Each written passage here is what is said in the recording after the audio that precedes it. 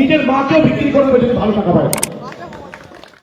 আপনারা পঞ্চায়েত অফিসে যাবেন, মাথা উঁচু করে যাবেন, একবার দুবার তিনবার চারবার পাঁচবার দরকার হলে 10 বার প্রশ্ন করবেন, কেউ আপনাদেরকে কিছু বলতে পারবে না। এই সিস্টেমটা চালু করতে হবে। কারণ আমাকে যদি আপনারা ভোট দেন, আমি যদি এমএলএ হই, আপনাদের দাপট চলবে।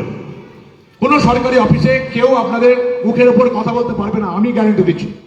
সবকিছু জানতে হবে, তবে দুর্নীতি বন্ধ করা যাবে, নাহলে নেতাদের দুর্নীতি কোনোদিন বন্ধ করা যাবে না যদি মানুষ না এগিয়ে আসে।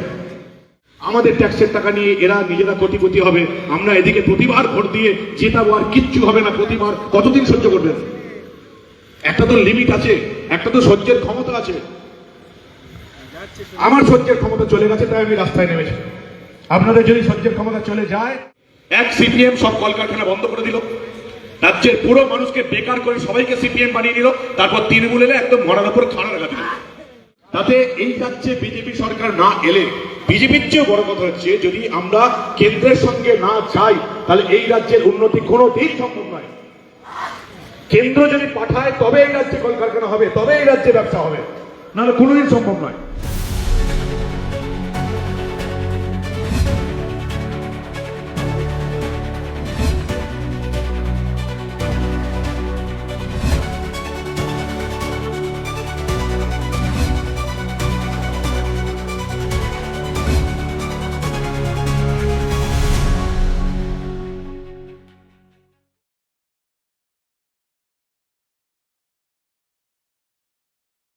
আলুর দর কত?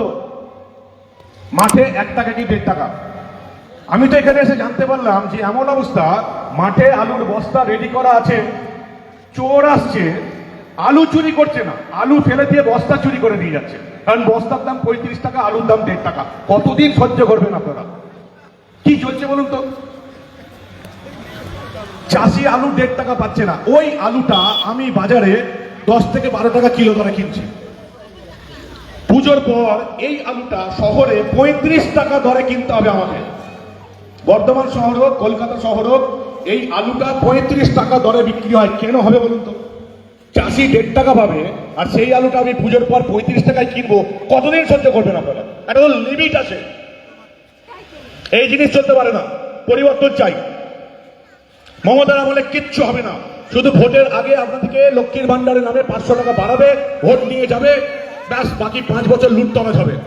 সরকারটা কিভাবে চলছে আমার চেয়ে ভালো কেউ জানে, আমি সাংবাদিক, সবচেয়ে ভালো জানি। চুরি দুর্নীতি ছাড়া এদের কোনো প্ল্যান নেই, শুধুমাত্র বসিয়ে নেবার পালা। জল পাবেন না, মমতা বন্দ্যোপাধ্যায় সরকার থাকলে পাইপ পড়বে, জল পাবেন না। কেন্দ্র থেকে টাকা আছে, পুরোটাই নেতাদের পকেটে চলে যায়, কিচ্ছু পাবেন না আপনারা। এবার আপনাদেরকে ভাবতে হবে যে আপনারা কি করবেন। আপনাদেরকে ভাবতে হবে। বিজেপি সরকার এলে প্রথমেই ঘোষণা করা হয়েছে যে মাসে 3000 টাকা করে দেওয়া হবে মহিলাদের, 3000 টাকা। অন্নপূর্ণা ভান্ডার 3000 টাকা পাবেন বিজেপি এলে। মে মাসে সরকার গঠন হবে, জুন মাস থেকে মায়েরা মাসিরা 3000 টাকা পাবেন। কিন্তু সেটা বড় কথা নয়, সেটা বড় কথা নয়। 3000 টাকা পাবেন, সেটা বড় কথা নয়। কারণ আপনার ছেলেরা কি করবে? কি করবে আপনার ছেলেরা? কোথায় চাকরি? কিচ্ছু নেই এখানে। শিল্প কলকারখানা কিচ্ছু হবে না। কে শিল্প করবে এখানে? যদি আমার টাকা থাকতো, আপনার টাকা থাকতো, আপনি এখানে শিল্প করতেন না। কারণ যেই আপনি শিল্প করতে যাবেন, তৃণমূলের নেতা হাজির হয়ে যাবে, এত টাকা দিন।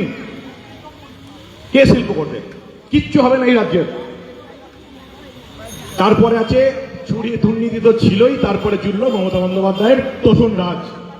কিভাবে প্রকাশ্যে হুমকি দিচ্ছে হিন্দুদের একবার ভাবুন। আমি নতুন করে আর কিছু বলবো না। একজন রাজ্যের মুখ্যমন্ত্রী পরিষ্কার বলছে যে একটা ধর্ম যদি জেগে যায়, আরেকটা ধর্মকে 1 মিনিটের মধ্যে 12টা বাজিয়ে দেবে। শুনেছেন আপনারা অনেকেই? কাকে মুখ্যমন্ত্রীর চেয়ারে বসিয়ে রেখেছেন? কাকে? কতদিন সহ্য করবে? রামনবমীর মিছিল বেরোচ্ছে, মমতা বন্দ্যোপাধ্যায় বলছে ওরা দাঙ্গা করবে। কতদিন সহ্য করবে? মহাকুম্ভ উত্তরপ্রদেশে প্রতিবারই কিছু না কিছু দুর্ঘটনা ঘটে। কেন? কারণ ছোট এলাকা, একটা ছোট এলাকায় প্রচুর লোক জড়ো হলে কিছু না কিছু ঘটবেই। উড়িষ্যায় জগন্নাথ দেবের রথযাত্রার কথা আপনারা জানেন, প্রতি বছর দুর্ঘটনা ঘটে। কেন বলুন তো? কারণ 1 লাখের জায়গায় 1 কোটি মানুষ যদি চলে আসে, দুর্ঘটনা ঘটবেই। মমতা বন্দ্যোপাধ্যায় কি বললো বিধানসভায় দাঁড়িয়ে? মহাকুম্ভ মৃত্যুকুম্ভ। ভাবুন, মহাকুম্ভে ভারতবর্ষের কয়েক কোটি মানুষ গেল চান করতে। মমতা বন্দ্যোপাধ্যায় আমাদের রাজ্যের বিধানসভায় দাঁড়িয়ে বলছেন মহাকুম্ভ মৃত্যু কুম্ভ। আপনাদের লজ্জা করলো না?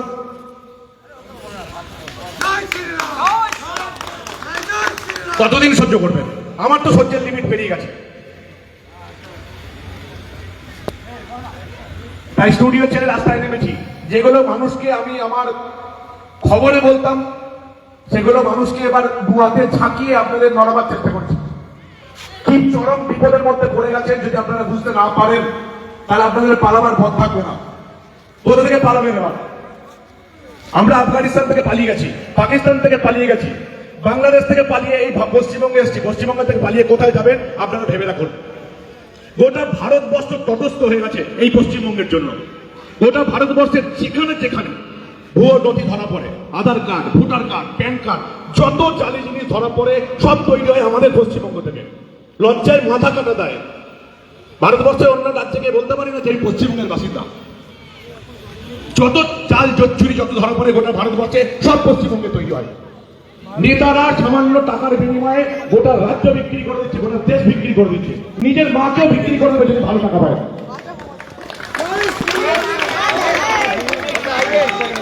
কতদিন সহ্য করবেন? হাততালি দিলে হবে না, পরিবর্তন আনতে হবে।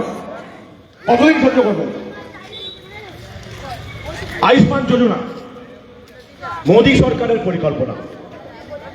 কয়েক লাখ টাকার চিকিৎসা বিনা পয়সায় এখানে চালু হবে না। কেন? কারণ সেটা কেন্দ্রীয় সরকারের পরিকল্পনা। হোক, অসুবিধার কি আছে ভাই? তোরও প্ল্যান চলছে, মোদী সরকারের প্ল্যান চলুক, সাধারণ মানুষ তো পাবে। সব সাধারণ মানুষ পাবে। যদি আয়ুষ্মান যোজনা চালু হয় তাহলে কেন চালু হবে না? কলকাতায় মেট্রো আটকে দিয়েছে মমতা বন্দ্যোপাধ্যায়। নিউ গড়িয়া থেকে এয়ারপোর্ট প্রতিদিন লাখ লাখ মানুষ ওই বাসে করে যেতে হয়, নরক যন্ত্রণার ভোগ করে 2-2.5 ঘন্টা। আমরা জানি, গেছি।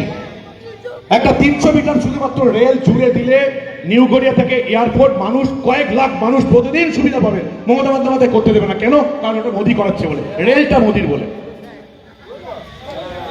ওই রেলটা আটকাতে মমতা বন্দ্যোপাধ্যায় হাইকোর্টে ছুটছে, সুপ্রিম কোর্টে ছুটছে। সুপ্রিম কোর্টের বিচারপতিরা প্রতিদিন চর্চাপ্পর মেরে ভাগিয়ে দিচ্ছে, তাতেও লজ্জা নেই। কতদিন সহ্য করবেন আপনারা? কতদিন সহ্য করবেন? নিজের মনকে প্রশ্ন করুন, ভালো আছেন তো? চাষিরা নিজের মনকে প্রশ্ন করুন, ভালো আছেন তো? মহিলারা নিজের মনকে প্রশ্ন করুন, ভালো আছেন তো? যদি ভালো থাকেন ঠিক আছে, কোনো অসুবিধা নেই। আর যদি নিজের মনকে প্রশ্ন করে এটা উত্তর হয় যে আমি ভালো নেই, তাহলে পরিবর্তন করতে হবে। রবীন্দ্রনাথ ঠাকুরের গান ছিল, আমরা সবাই রাজা আমাদেরই রাজার রাজত্বে। এখন শুধু নেতারাই রাজা, আমরা হচ্ছি প্রজা। কোন নেতার মুখের উপর কথা বলতে পারবেন? পারবেন না। গ্রাম পঞ্চায়েত থেকে 2বারের বেশি 3বার জিজ্ঞাসা করতে পারবেন? পারবেন না। ব্যাংকে যান, পোস্ট অফিস যান, যেখানে খুঁজে যান, মনে হবে আমরা যেন 4র্থ শ্রেণীর নাগরিক, অথচ আমাদের ট্যাক্সের টাকায় তাদের মাইনে হচ্ছে। কতদিন সহ্য করবেন? আমার তো সহ্যের লিমিট চলে গেছে। তাই আপনাদেরকে জায়গাতেই রাস্তায় নেমেছি। এখন আপনারা যদি জাগেন সবচেয়ে ভালো হয়। কি অবস্থা দেখলেন তো? মালদার ঘটনা দেখলেন? বিডি অফিসে বিচারপতিদের আটকে রাখলো। মমতা বন্দ্যোপাধ্যায় তোল্লাই দিয়ে দিয়ে কোথায় রাজ্যটাকে নিয়ে গেছে, যত তাড়াতাড়ি আপনারা বুঝতে পারবেন তত তাড়াতাড়ি ভালো। পরিবর্তন চাই, না হলে বাঁচার রাস্তা নাই। যদি এবারও লক্ষ্মীর ভান্ডারের লোভে 500 টাকা বাড়িয়ে দিয়েছে, এই লোভে মমতা বন্দ্যোপাধ্যায়কে ভোট দেন, তাহলে এটাই হবে আমাদের লাস্ট ভোট। পালাবার পথ পাবেন না। সেই জন্য বিজেপি বলছে 3000 টাকা করে দেওয়া হবে। মাসিমা, কাকিমা, 3000 টাকা করে দেওয়া হবে। মে মাসে বিজেপি সরকার এলে জুন মাস থেকে আপনারা 3000 টাকা করে পাবেন। কিন্তু আমার মনে হয় না সেটা যথেষ্ট। কারণ আপনাদের বাড়ির ছেলে মেয়েদের যদি চাকরি না থাকে তাহলে কি করবেন আপনারা? কি করবেন? কোথায় যাবে ছেলেরা? তৃণমূলের প্রার্থী বাইরে থেকে এসছে, বর্ধমান থেকে। সে আমাকে বহিরাগত বলছে, যার জন্ম এই মেমারিতে, যার বাবা এখানে জন্মগ্রহণ করেছে, এখানে মারা গেছে, যার পড়াশোনা মেমারিতে, যে মাধ্যমিক পরীক্ষা দিয়েছে মেমারিতে হাটপুকুর থেকে, যে উচ্চ মাধ্যমিক দিয়েছে মেমারি থেকে, তাকে বহিরাগত বলছে। বর্ধমান থেকে আসে প্রার্থী, বলছে আমি নাকি বাইরে ছিলাম। আরে কাজ নেই বলেই তো মেমারি থেকে বাইরে যেতে হয়েছে। সাংবাদিকতা করেছি অনেক বছর, পুরুলিয়ায় কাজ করেছি, দক্ষিণ দিনাজপুরে কাজ করেছি, আসানসোল দুর্গাপুরে কাজ করেছি, বাঁকুড়ায় কাজ করেছি, মেদিনীপুরে কাজ করেছি, কলকাতায় কাজ করেছি। এই কাজগুলো করার জন্য তৃণমূলের প্রার্থী আমাকে বহিরাগত বলছে যে তৃণমূল এই মেমারিতে কোনো ক্যান্ডিডেট পাইনি, বাইরে থেকে ধার করতে আনতে হয়েছে। এবং আপনাদের বলবো, যে দু প্রার্থীর মেন লড়াই, তাদের প্রফেশনটা দেখে নেবেন, কে কি করে, কার কি ব্যবসা আছে। সে জিতলে আপনাদের উপকার হবে কি হবে না আপনাদের প্রত্যেককে দেখতে হবে, দেখতে হবে এটা আপনাদের। যে একজন সাংবাদিক যে নিজের সাংবাদিকতা ছেড়ে রাস্তায় নামছে আপনাদের জন্য, তাকে ভোট দিলে উপকার হবে নাকি যার বালির ব্যবসা আছে তাকে ভোট দিলে উপকার হবে, এটা আপনাদেরকে ঠিক করতে হবে।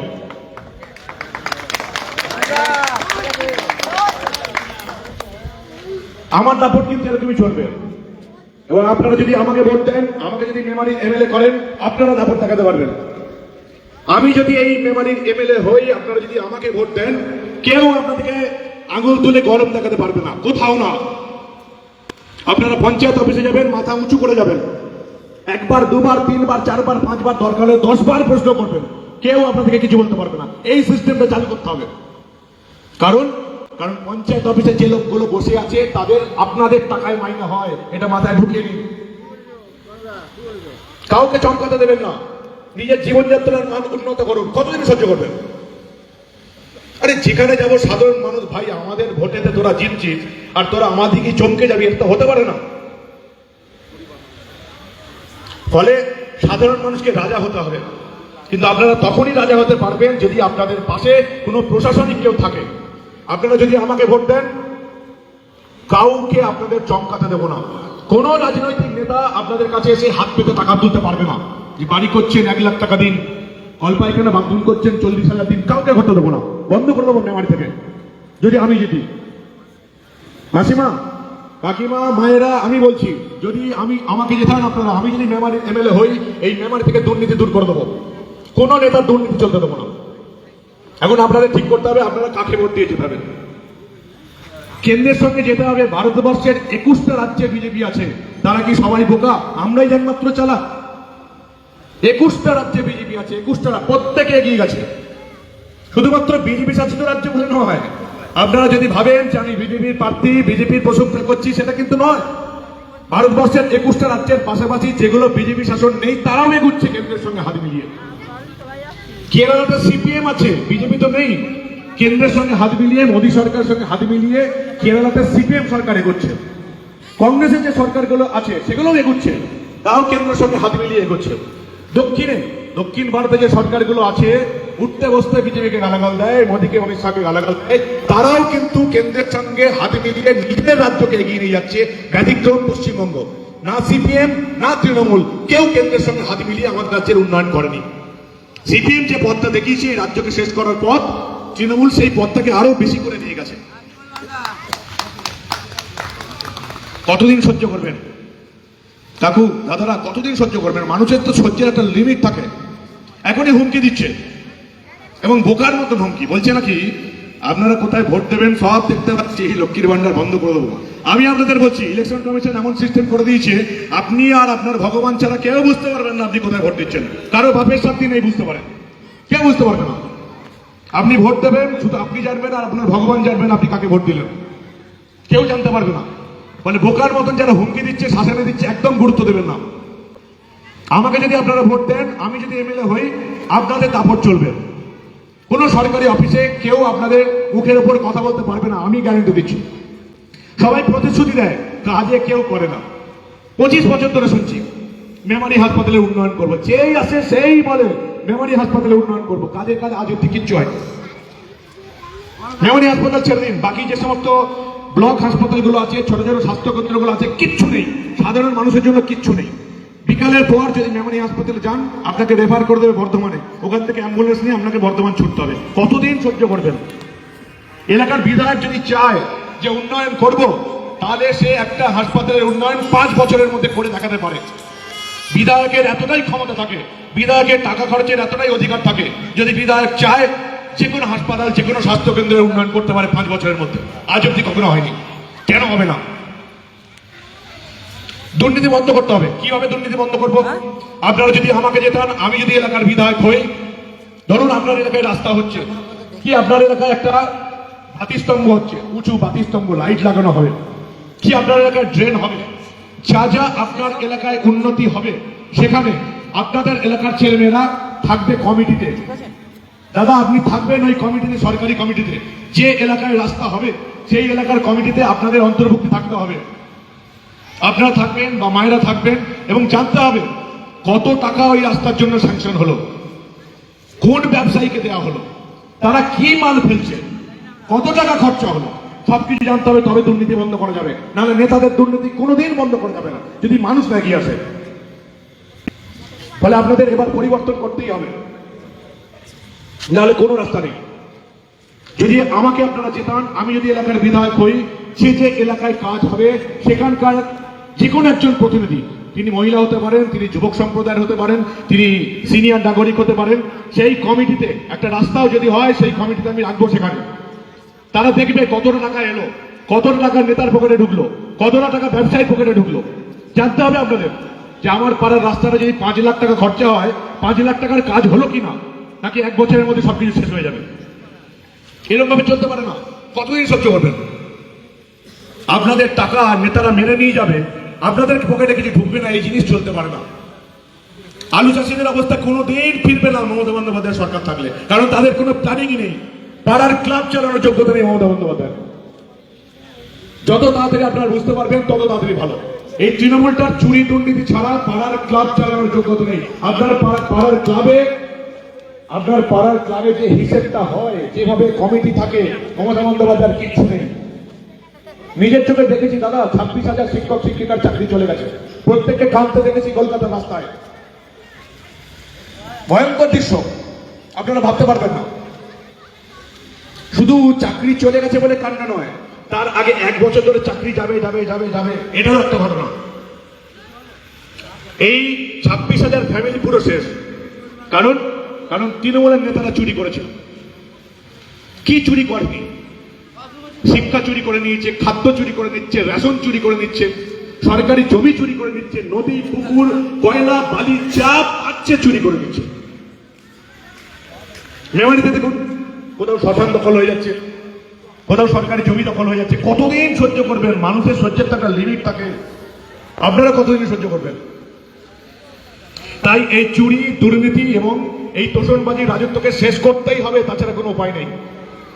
বাংলাদেশ থেকে পালিয়ে পশ্চিমবঙ্গে এসছেন, এখানে আসেন মেমারিতে, এরপর কোথায় পালাবেন? 4টে জেলায় সন্ধ্যাবেলা শাঁখ বাজে না। মালদা, মুর্শিদাবাদ, উত্তর দিনাজপুর, দক্ষিণ 24 পরগনা, এরপর বর্ধমান, বীরভূম, সন্ধ্যাবেলা শাঁখ বাজাতে পারে না, হরিনাম সংকীর্তন হয় না। যান, গিয়ে দেখে আসুন। আপনারা যদি মনে হয় বিজেপির প্রার্থী মিথ্যা কথা বলছে, আপনারা গিয়ে দেখে আসুন। যদি জেলাতে, সেই জেলাতে আপনাদের আত্মীয়রা থাকে, আমি দেখে এসেছি। কতদিন সহ্য করবেন? গোটা দেশ বিপদে পড়ে গেছে শুধুমাত্র এই রাজ্যটার জন্য। আমাদের রাজ্যের এমন পরিস্থিতি, গোটা দেশ বিপদে পড়ে গেছে। যত জঙ্গিদের আশ্রয়স্থল হচ্ছে এই পশ্চিমবঙ্গ। আজকে জম্মু কাশ্মীরের পুলিশ ধরে নিয়ে যাচ্ছে জঙ্গি, কালকে আসামের পুলিশ জঙ্গি ধরে নিয়ে যাচ্ছে, পরশু ঝাড়খণ্ডের পুলিশ জঙ্গি ধরে নিয়ে যাচ্ছে। জঙ্গিদের হাব হয়ে উঠেছে এটা। যত জঙ্গিদের আশ্রয়স্থল হচ্ছে মমতা বন্দ্যোপাধ্যায় পশ্চিমবঙ্গ। কতদিন সহ্য করবেন আপনারা? আজকে দিন মনে করছেন যে আমরা খুব শান্তিতে আছি, খুব শান্তিতে আপনারা নেই। গলা অব্দি ডুবে আছেন, একে তো ঋণে ডুবে আছেন। আপনার বাড়িতে একটা বাচ্চা ছেলে হলে, একটা বাচ্চা জন্মালে তার মাথায় 80,000 টাকার দেনা পড়ছে। কেন? কারণ মমতা বন্দ্যোপাধ্যায় সরকার ধার করছে আর ভাতা বিলোচ্ছে নিজেদের গদি বজায় রাখার জন্য। 80 লক্ষ কোটি টাকা ঋণ রিজার্ভ ব্যাংক থেকে কারা শোধ করবে? মায়েরা, মাসিরা, দাদারা, কাকারা, আপনারা বুঝতেই পারছেন না। এই যে 80 লক্ষ টাকার ঋণ, এটা আমাদেরকে প্রতিদিন শোধ করতে হচ্ছে। প্রতিদিন পেট্রোলের দাম বাড়ছে। সবাই ভাবে পেট্রোল তো কেন্দ্রের হাতে, তাহলে কেন্দ্রই দাম বাড়াচ্ছে। শুধু খোঁজ নেই, যারা জানেন তারা তো জানেন, বাকি যারা জানেন না তারা খোঁজ নেই যে পেট্রোলের দাম ভারতবর্ষের বিভিন্ন রাজ্যে ঠিক কি। সবচেয়ে বেশি পেট্রোলের দাম হচ্ছে মমতার পশ্চিমবঙ্গে, কারণ মমতা বন্দ্যোপাধ্যায় পেট্রোলের উপর সবচেয়ে বেশি ট্যাক্স চাপিয়ে রেখেছে। সবচেয়ে বেশি ইলেকট্রিকের দাম কোথায় বলুন আপনারা? এই যে বিদ্যুৎ দিচ্ছি, বিদ্যুতের দাম সবচেয়ে বেশি কোথায়? এই পশ্চিমবঙ্গে। কতদিন সহ্য করবেন? আমাদের ট্যাক্সের টাকা নিয়ে এরা নিজেরা কোটিপতি হবে, আমরা এদিকে প্রতিবার ভোট দিয়ে জেতাবো, আর কিচ্ছু হবে না প্রতিবার। কতদিন সহ্য করবেন? একটা তো লিমিট আছে, একটা তো সহ্যের ক্ষমতা আছে। আমার সহ্যের ক্ষমতা চলে গেছে, তাই আমি রাস্তায় নেমেছি। আপনাদের যদি সহ্যের ক্ষমতা চলে যায়, তাহলে এবার আমাকে নির্বাচিত করুন, পদ্মফুলে ভোট দিন। যে কথাগুলো আমি বলে যাচ্ছি আপনারা নিশ্চয়ই বুঝতে পারছেন, সেই কথাগুলো আমি করে দেখাবো। একটাও প্রতিশ্রুতি আমি এখন অব্দি দিইনি যেটা আমি করতে পারবো না। সেগুলো আমি বলেছি, সেগুলো করে দেখাবো।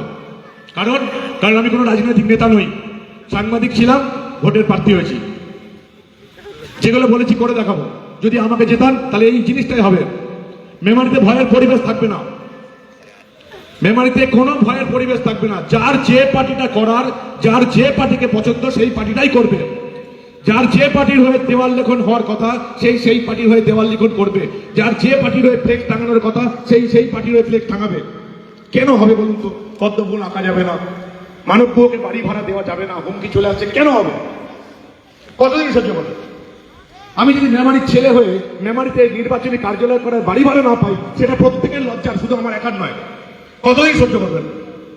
একটা তো সহ্যের লিমিট আছে। এতদিন সিপিএম এর অত্যাচার দেখে এসেছিলাম, এবার তৃণমূলের অত্যাচার দেখছি। কোথায় পরিবর্তন হয়েছে আপনারা বলুন তো?